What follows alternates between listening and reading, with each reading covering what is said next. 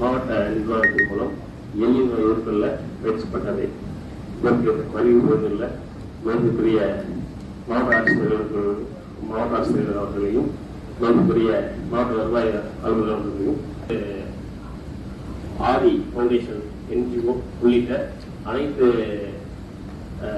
தன்னார்வலர்களையும் இந்த எல்னினோ எதிர்கொள்வது எப்படிங்கிறான பயிற்சி பட்டறை ஒரு நல்ல தொடக்க புள்ளியாக இருக்கும் என்பதை நான் நம்புகிறேன்.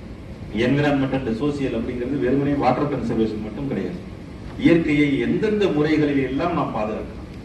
மரம் நடுவதனுடன் பாதுகாக்கிறது, நீர் மேலாண்மை செய்கிறது, நிலத்தடி நீர் மட்டத்தை உயர்த்துவது, இயற்கைக்கு பங்கம் வராமல் பாதுகாப்பது, பிளாஸ்டிக் பொருள்களை தவிர்ப்பது, இப்படி இதனுடைய காம்போனன்ட் அப்படிங்கிறது பெருசா இருக்கு. ஆனா இந்த காம்போனன்ட் எல்லா விஷயத்தையுமே நாம் எடுத்து கையாள வேண்டியது அவசியம்.